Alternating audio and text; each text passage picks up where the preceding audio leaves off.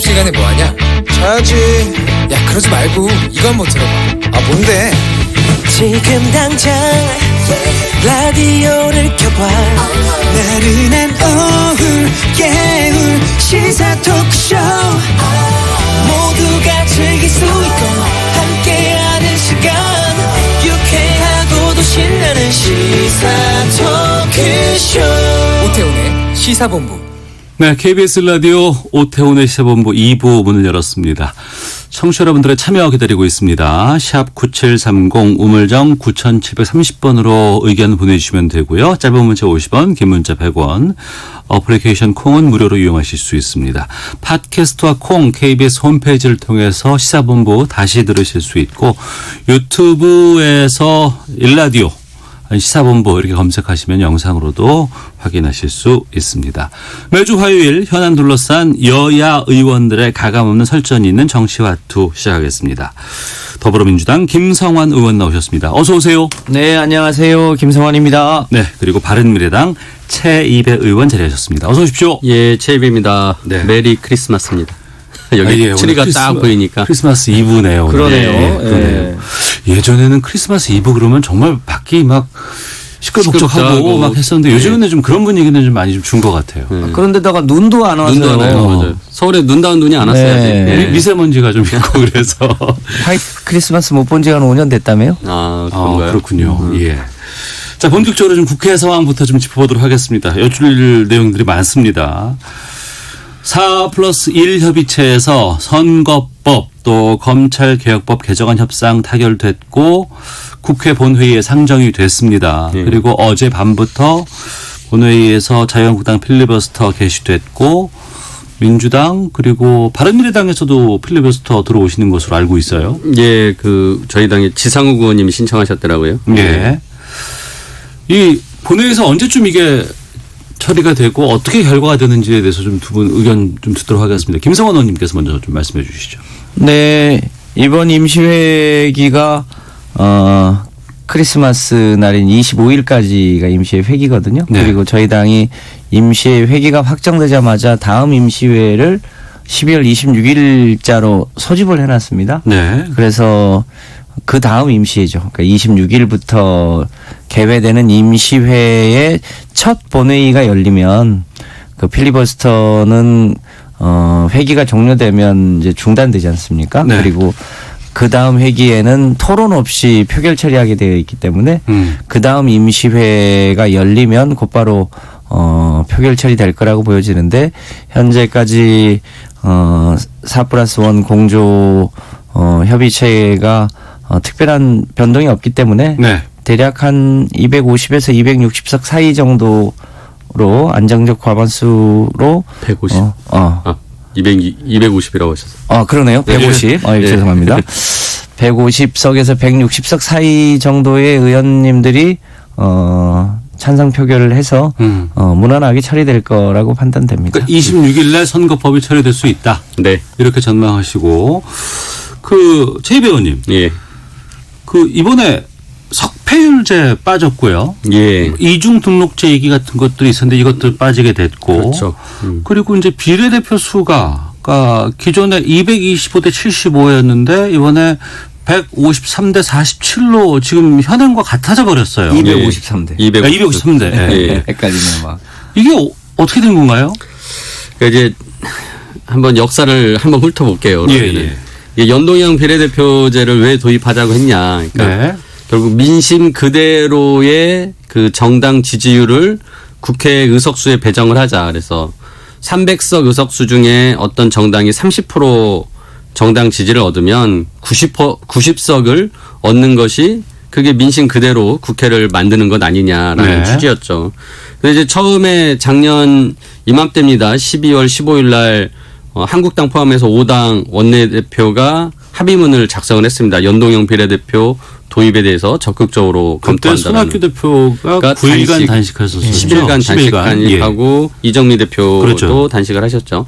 그래서 두 분 단식으로 이제 그러한 5당 합의를 이끌어내서 드디어 이제 우리나라가 선거제도를 개혁해서 그 연동형 비례대표제, 민심 그대로 선거제도 도입하겠다라는 취지로 이제 왔는데 그게 이제 무려 한 4개월 정도 그 정치 개혁 그 특위에서 논의를 해야 되는데 네. 한국당이 또 이제 그 논의에 들어오지 않았죠. 그러면 한국당은 비례대표를 아예 없애고 국회의원을 줄이는 270석만 지역구로만 하는 국회를 만들겠다라는 안을 제시하면서 완전히 협상판을 깼고 네. 그러다 보니까 이제 4월 말에 패스트트랙이라는 이제 신속 처리 안건 지정 절차로 진행을 하게 됐죠. 그래서 그때 당시에 만들었던 이제 한국당을 뺀 안이 225 지역구 대 75개의 비례대표 의석을 하고 대신 아까 그 연동률 그러니까 30% 얻으면 90석을 얻어야 되는데 그건 너무 과도하니까 곱하기 2분의 1을 하자. 그래서 연동률 50%다. 네. 라는 해서 제도로 이제 저희가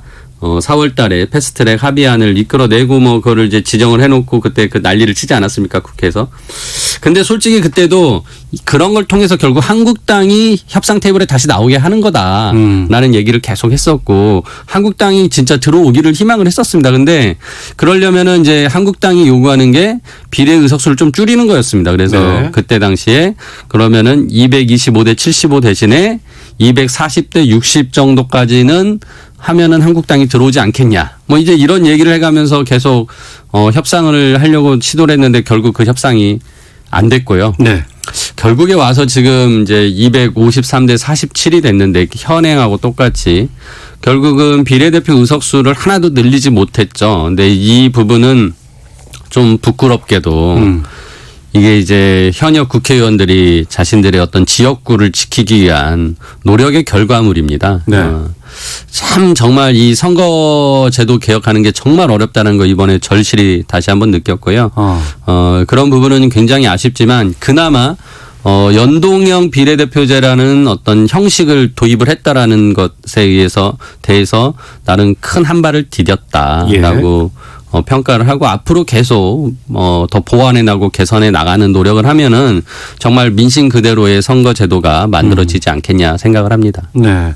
3+1 협의체.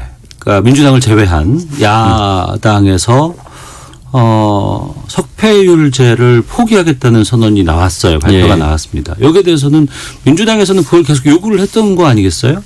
네, 뭐 당초 225대 75 안일 때만 해도 이제 소위 권역별 비례제와 석패율제를 결합해서 우리 사회에 여전히 남아 있는 이 소위 지역 간 대립 구도를 좀 완화해 보자. 네. 그래서 예를 들면 우리 민주당은 여전히 이제 TK 지역이 조금 불리하고 또 자유한국당은 호남 지역이 좀 불리하니 그쪽에 출마하는 후보자들 중에 일부를 구제할 수 있도록 좀 해보자는 취지로 했는데 비례대표 규모가 근본적으로 줄어들어서 권역별로 배분하기 어려워지고 또 이것이 사실상 전국 명부 비례제로 바뀌게 되니까 당초 취지를 좀 지키기 어려워지고 오히려 소위 중진 구제용이라는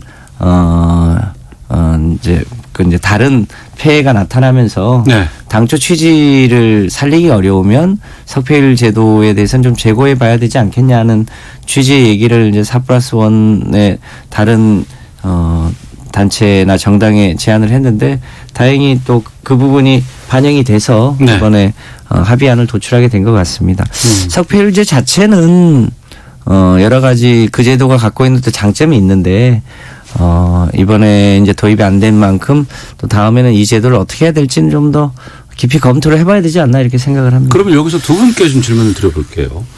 그러니까 지난 앞서서도 예. 말씀해 주셨지만 지난해 12월 15일 날 5당 합의 예. 그리고 나서 4월 패스트 트랙 예. 그리고 여러 가지 무슨 고소고발이 있었고 결국에는 그 비례대표와 지역구 의석수가 전혀 변화가 없었고 지금 연동률이 지금 도입된 곳인데 예. 야 이거 하려고 이렇게 난리를 쳤냐라고 하는 비판들이 있어요. 거기에 대해서는 어떻게 말씀하실까 궁금하거든요. 네, 정말 말씀드리기 정말 송구스럽습니다. 저도 좀 창피합니다. 예. 근데 이 석패율 포기가 참 저는 이제 민주당에서 이 부분에 대해서는 좀 굉장히 불만이 많습니다. 그러니까 석패율 제도라는 게 지역구에서 출마한 사람 중에서 당선된 사람과 자기가 떨어졌을 때 그 당선된 사람과 나의 득표율을 비율을 차이를 계산해서 가장 적게 안타깝게 떨어진 사람을 구제해 주자는 거거든요. 비례대표로. 근데 이렇게 되면은 예를 들어 현실적으로 지금 민주당이 우려했던 게 그런 겁니다. 바른미래당 후보나 정의당 후보가 끝까지 나와서 모든 지역에서 완주를 하면 네. 그 사람들이 결국은 민주당의 표를 잠식해서 민주당이 굉장히 불리해질 수 있다. 그래서 그러한 그 제도로 인해서 피해를 보게 되는 민주당 입장에서는 수용하기가 어렵다라는 거였거든요. 그래서 진보표가 갈라질 수 있다. 그렇죠. 여기에 대한 우려가 있다. 네, 특히나 그게 수도권에서는 워낙 한 5% 차이의 그 박빙의 승부들이 많이 일어나기 때문에 예. 이제 이것을 우려해 가지고 민주당에서 막판에 가서 석패율이라는 것이 내 지역구에 어떤 효과를 미치냐라고 의원님들이 분석해 보니까 굉장히 이거 불리하다라고 얘기가 나오면서 굉장히 강하게 이제 민주당 의원총회에서 반발이 나왔고 그래서 지도부에서 석표는 도저히 못 받겠다라고 했다라는 거거든요. 그래서 저는 그 부분이 너무 아쉽습니다. 왜냐하면은 이게 지금 한국당에서 비례 한국당을 만들겠다고 지금 그런 또 꼼수를 부리고 있는데 네. 이 석패율을 하게 되면은 지역구에 출마를 해야 후보 자격을 갖게 되는 거거든요. 근데 비례 한국당은 비례만 넣어가지고 선거를 치르겠다고 하는데 그러면은 성립이 안 됩니다. 지역구 출마자가 없으면. 예.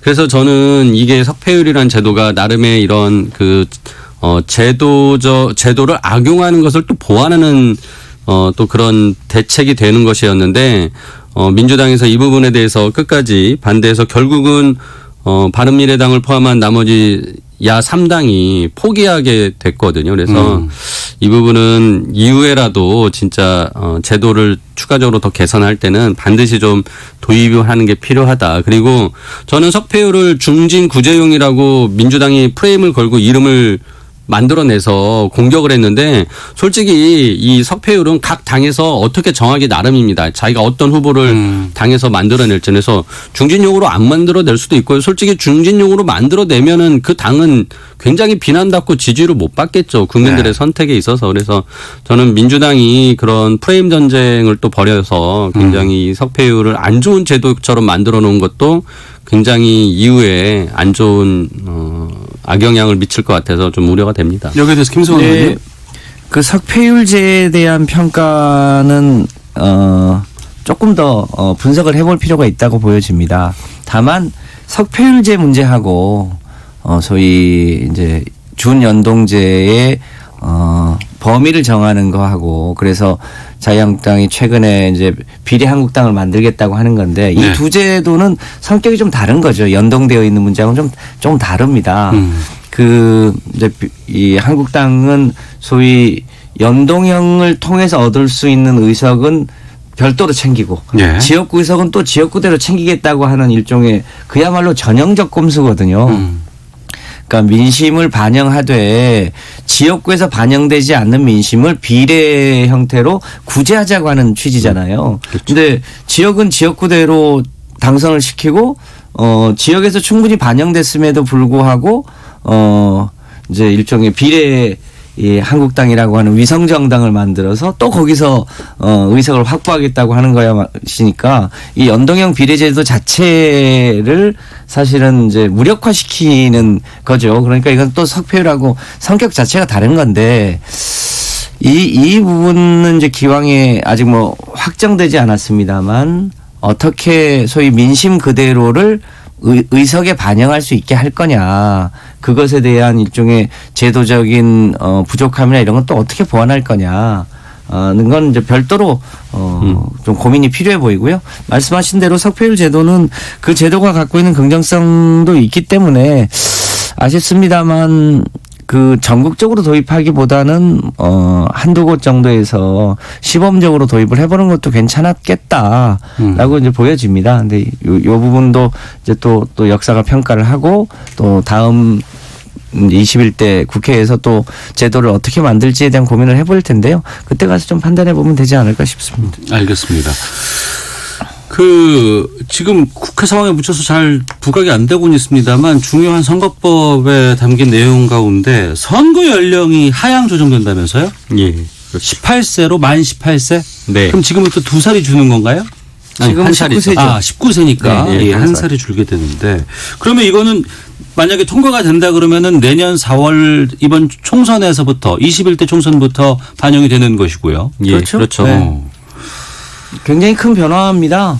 잘 아시겠지만 OECD 국가 중에 선거 연령이 19세로 되어 있는 나라가 우리나라가 유일하거든요. 네. 16세부터 투표가 가능한 나라들도 있고 보편적으로는 18세부터는 투표를 해왔는데 그동안은 이제 우리나라가 소위 보수 진보 간에 이 소위 젊은 층에게 투표권이 확대되는 것이 뭐그 유불리가 확연하다고 봐서 그것을 한선을 낮추는 것에 대해서 특히 보수적인 정당에서 계속 반대해 왔죠. 네.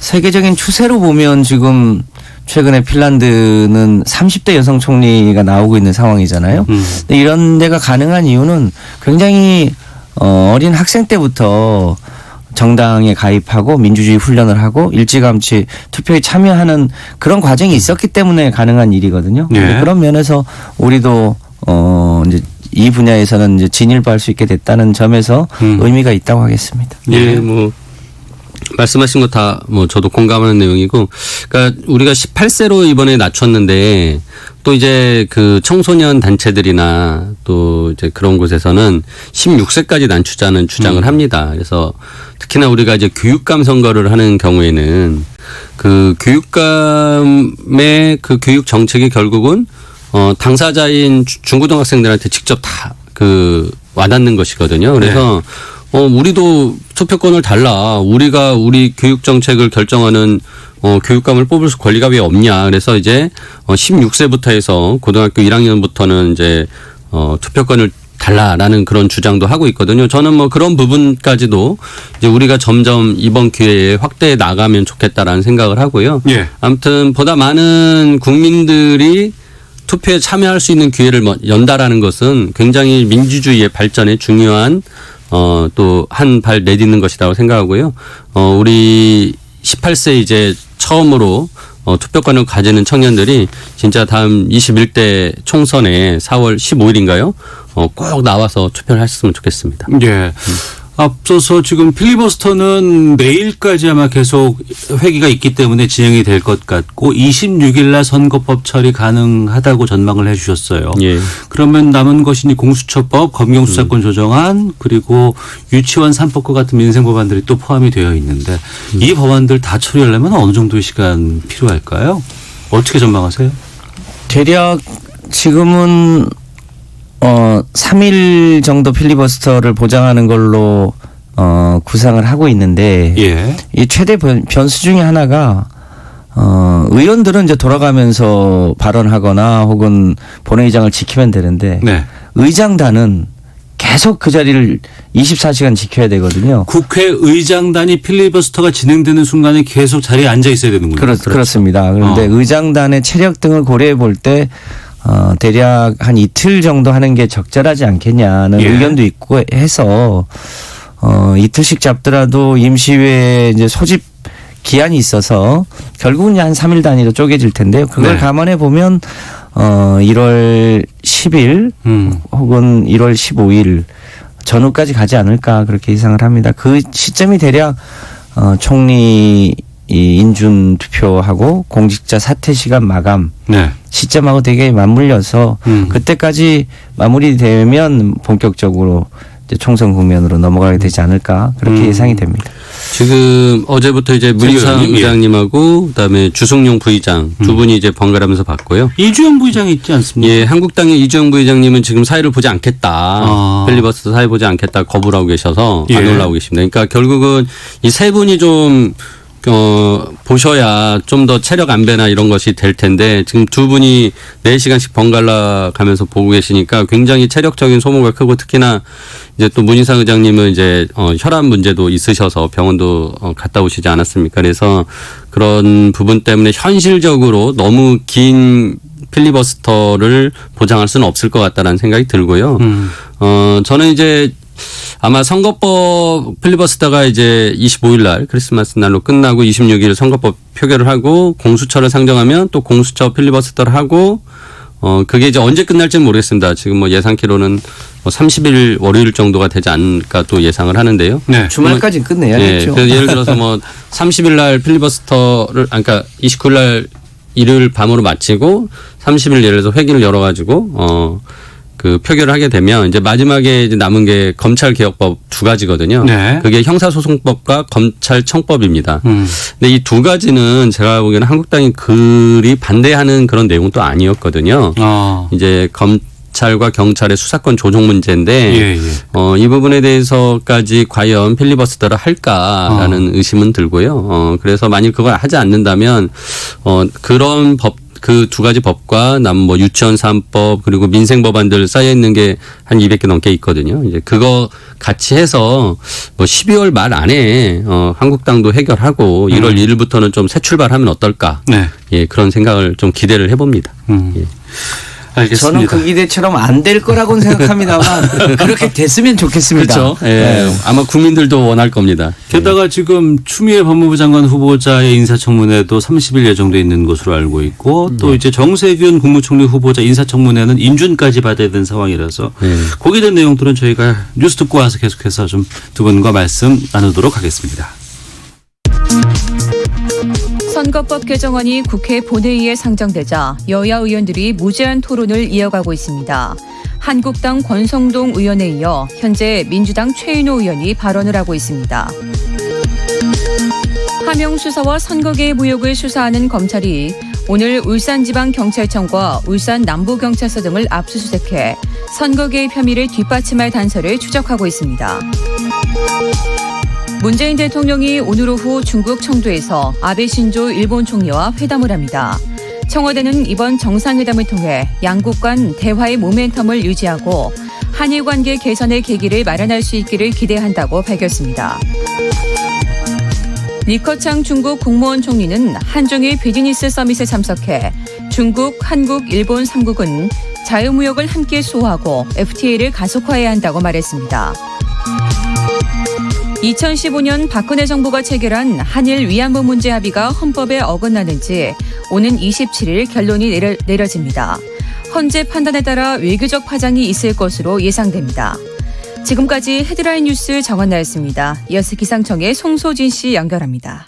미세먼지와 날씨 정보입니다. 하늘이 뿌였습니다. 미세먼지 때문에 올해는 회색빛 크리스마스가 되겠는데요. 현재 전국 대부분 지방에서 미세먼지 농도가 평소보다 2배가량 높아 나쁨으로 나타나고 있습니다. 대기가 정체되면서 먼지가 날아가지 못하고 계속 쌓이고 있어서 내일도 공기가 탁할 것으로 예상돼 주의하셔야겠습니다. 오늘 하늘 자체는 대체로 맑겠지만 아침에 꼈던 안개와 먼지가 뒤엉켜 지금 먼지 안개가 뿌옇게 껴있고요. 종일 하늘이 이렇게 뿌옇게 보이는 곳이 많겠습니다. 한낮 기온은 서울 7도, 강릉 대전 10도, 광주와 대구 11도 등으로 오늘도 평년 기온을 웃돌며 비교적 포근하겠습니다. 크리스마스인 내일도 오늘과 비슷한 기온을 보이며 추위 걱정은 덜 수 있겠지만 공기가 탁하겠고요. 하늘에는 구름 많이 끼는 가운데 제주도에는 내일 오후부터 비가 내리겠습니다. 현재 서울의 기온은 4.8도입니다. 미세먼지와 날씨 정보였습니다. 이어서 이 시각 교통 상황을 KBS 교통정보센터 윤여은 씨가 전해드립니다. 네, 고속도로는 수월한 곳이 대부분입니다. 다만 서울 양양고속도로 양양 쪽 서양양 부근 2차로에서 승용차 사고를 처리하고 있어서 2km 구간에서 여파받고 있습니다. 경부고속도로 부산 쪽은 오산 부근 5차로에서 작업을 하고 있어서 2km가량 밀립니다. 영동고속도로 인천 쪽도 작업 때문에 북수원 부근 2km 정체고요. 중부고속도로 하남 방향도 작업 중인 경기 광주 부근에서 1km가량 밀립니다. 서울 시내는 집회로 통제가 되는 곳들이 있는데요.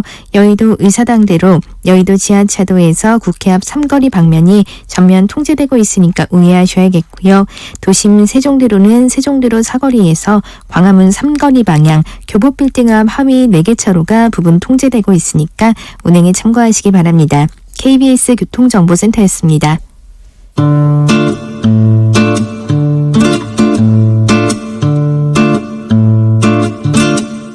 오태훈의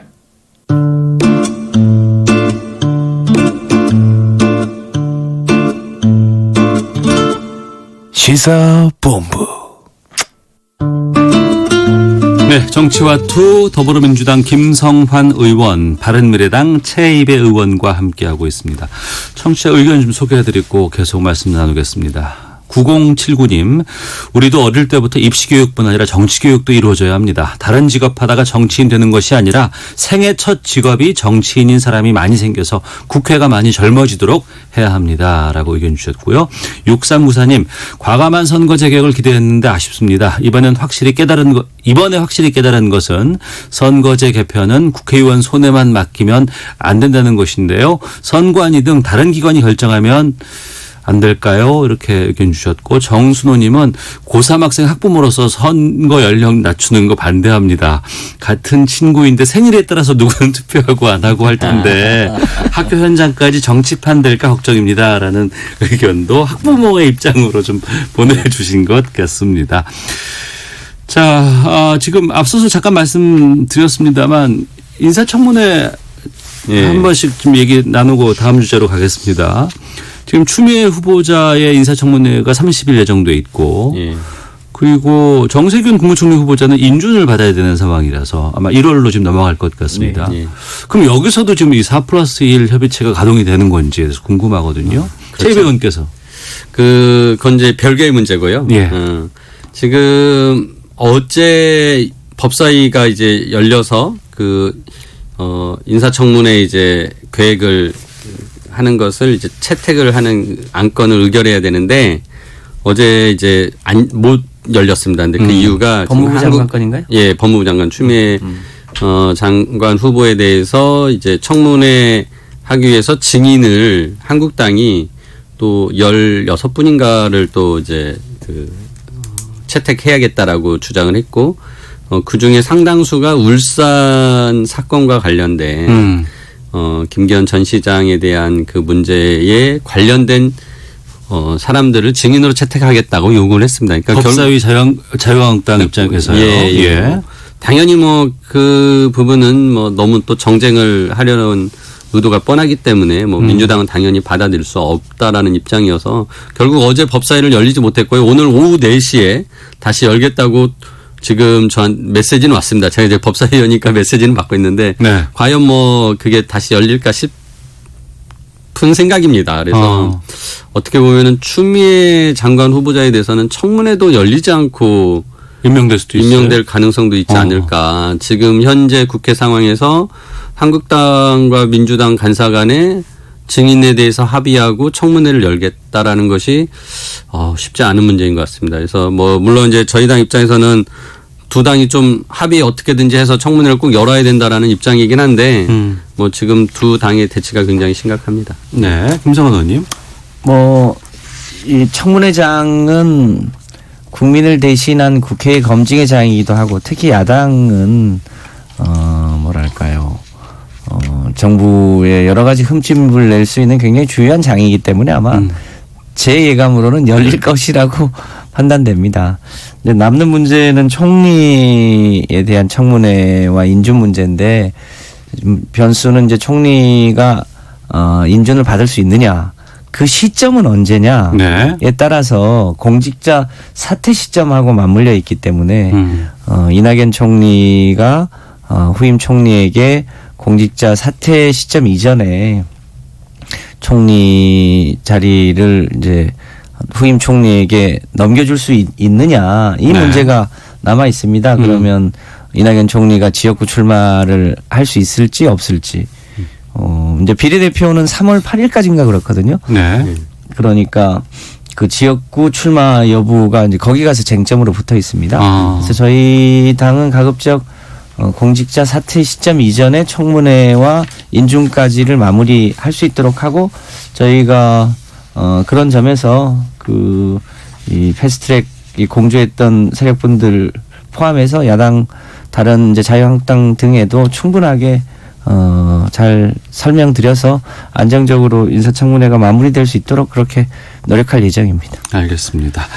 자, 다음 주제로 가보겠습니다. 문재인 대통령 제8차 한중일 정상회의 참석자 1박 2일 동안 중국 방문 중에 있습니다. 잠시 뒤 오후 3시부터 이제 한일 정상회담이 지금 진행될 예정인데요. 대통령이 중국으로 떠나는 비행기 안에서 있을 때 검찰이 유재수 전 부산경제부시장의 감찰 무마 의혹 받고 있는 조국 전 장관에 대해 사전 구속영장을 청구를 했습니다. 여기서 김성원 의원께서 먼저 좀 오비라고 봐야 되는 건지 좀 궁금하네요. 글쎄요, 대통령이 지난번에 미국 방문 중에 조국 장관 집을 압수수색을 했잖아요. 네. 그때만 해도 설마 했는데 공교롭게도 대통령의 소위 외교 행사가 있을 때마다 뭔가 다른 이제 국내 뉴스를 만들고 있어서 걱정입니다. 특히 그 조국 장관 청문회 당일날 정영심 교수를 조사도 하지 않고 그 동양대 표창장 건으로 기소를 했고 그것이 이제 최근에 매우 부실한 기소라고 하는 게 재판 과정에서 막 드러나고 있는 거잖아요. 네. 근데 그 시점으로 보면 확실히 검찰이 정치를 하고 있다는 의혹을 살만하다 그렇게 보여집니다. 그래서 이번 건도 대체의 의견은 이게 기소거리가 되냐, 특히 구속영장을 신청할 만한 거리가 되냐. 네. 그 일종의 청와대의 일종의 그 청와대의 여러 가지 이 기능 중에 하나에 대한 이 정무적 판단, 정책적 판단을 해놓은 것까지를 다 소위 사법적 잣대를 들이대고 직권남용 혐의로 네 그렇게 하는 게 옳은가에 대해서 좀 다소 무리하다는 건데요. 크리스마스 직후에 이제 영장 실질 심사가 열리니까 네네. 그때 판단이 되겠습니다만 검찰이 사실상 정치행위를 통해서 정부에 대한 흠집내기 내지는 그것을 통해서 검찰 개혁을 무력화하려고 하는 건 아니냐라고 하는 많은 국민들의 의심으로부터 좀 빨리 자유로워지면 좋겠다는 생각을 거듭하게 됩니다. 네. 이 부분에 대해서 최 의원께서도 어떻게 보고 계시는지. 지금 조국 전 장관의 이제 구속영장 청구 사유가 유재수 전 부산경제부시장의 네. 이제 감찰 무마했다라는 것인데요. 이제 그 유재수 전 부시장이 금융위에 있었습니다. 금융위에 이제 금융정책국장이었고 당시에 금융정책국장에 있을 때 굉장히 느닷없이 일신상의 이유라는 이유라고 하면서 출근 한동안 안 했어요. 네. 그때 제가 이제 또 국회에서 정무위 소속이었기 때문에 금융에서 일어난 일들에 대해서 계속 주시하고 있었던 기간이었기 때문에 굉장히 기억이 생생합니다. 그래서 왜 안 나타나냐 많은 사람들이 궁금해하고 그러다가 어느 날 갑자기 사표를 냈다더라 하면서 민주당의 이제 전문위원으로 왔거든요. 네. 그러니까 각 당의 그 정책위에 그 1급 자리가 하나 있습니다. 1급 자리면은 굉장히 높은 자리인데 거기에 이제 전문위원으로 왔다가 이제 결국은 이제 부산 경제부시장으로 갔는데 지금 유재수 그 전 부시장은 지금 구속된 상태입니다. 그리고 이분의 어떤 비리에 대한 문제들은 뭐 대부분이 이제 그거는 사실관계가 많이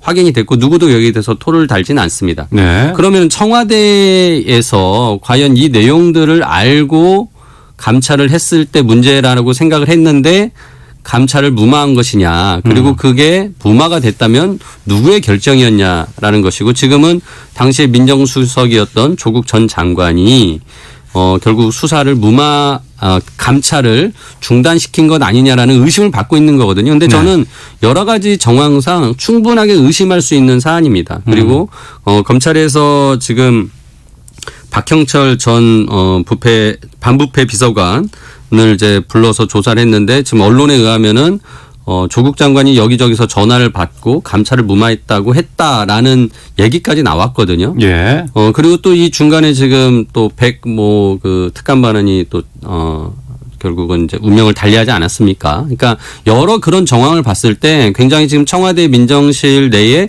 석연치 않은 일이 있었다라는 것은 누구나 예측할 수 있는 일인 것 같고요. 예. 당연히 검찰에서 이 부분에 대해서는 아주 신속하고 정확한 사실관계를 파악하기 위해서 노력하는 것이고 필요하다면 저는 조국 장관에 대해서 전 장관에 대해서 지금 구속영장 청구한 것은 필요할 수도 있었다라고 생각을 합니다. 물론 이제 이 부분은 법원 가서 네. 판단을 받아야 될 사안입니다. 여기서 네. 한 가지는 좀 짚고 넘어가야 짧게 될 좀 말씀해 게 주시고요. 예. 감찰을 무마했냐. 예. 감찰해야 될 게 더 남아있는데 무마했냐가 아니라는 거죠. 그러니까 청와대가 수사권을 가지고 있지 않기 때문에 청와대가 할 수 있는 감찰을 다 했고 감찰을 종료한 이후에 어떤 조치를 취할 거냐. 그러니까 수사 의뢰를 할 거냐 소위 인사 조치를 통해서 옷을 벗길 거냐가 남아 있었는데 당시는 지금 최근에 드러난 혐의까지가 다 드러난 게 아니었기 때문에 네. 옷을 벗기는 것도 사실은 굉장히 큰 일종의 조치거든요. 그래서 어떤 조치를 할 거냐를 그 3인 회의에서 결정한 거지 무마하지 않았다는 게 그러니까 감찰은 판단이거든요. 끝났고 네. 결과까지 냈고 그 이후에 그 결과에 대한 조치 판단에 대한 것이 지금 이게 문제가 되고 있다라고 이제 그런 거죠. 이해를 하는 것이 맞겠네요. 알겠습니다. 정치와 또 하나만 좀 더 여쭤볼까 하는데 바른미래당 얘기를 좀 듣고 마치도록 하겠습니다. 손학규 대표가 안철수 전 대표가 오면 전권을 주고 물러나겠다 이런 말을 했고 또 오늘 아침에 김현정의 뉴스쇼 CBS 인터뷰에서 안철수 전 대표 측에서 한 달 전쯤부터 만나자고 해서 만났다 이렇게 말을 했고 안 전 대표가 돌아올 테니 길을 열어달라 이런 요청을 했다고 하는데 지금 바른미래당 상황이 어떻게 되는 거예요? 1월 5일 날 또 새로운 보수당 예, 거긴 또 창당한다고 하고. 예. 그러니까 구 바른정당계 유승민 대표를 유시한 분들은 아무튼 새로운 보수당으로 나가실 것 같고요. 그분들의 숫자가 한 8분에서 9분으로 지금 예상을 하고 있습니다. 그분들 나가고 나서 이제 이 당을 어떻게 운영할 것이냐. 저는 제3지대 통합을 추진해야 된다라고 계속 말씀을 드려왔고, 그 과정에 이제 안철수 전 대표가 이제 미국에서 귀국해서 정치를 복귀하느냐에 갑자기 변수가 하나 생긴 것인데요. 네. 솔직히 안철수 전 대표의 주변에 많은 분들이 안철수 대표가 복귀하기를 희망하고 있는 것 같습니다. 주변 분들이. 예.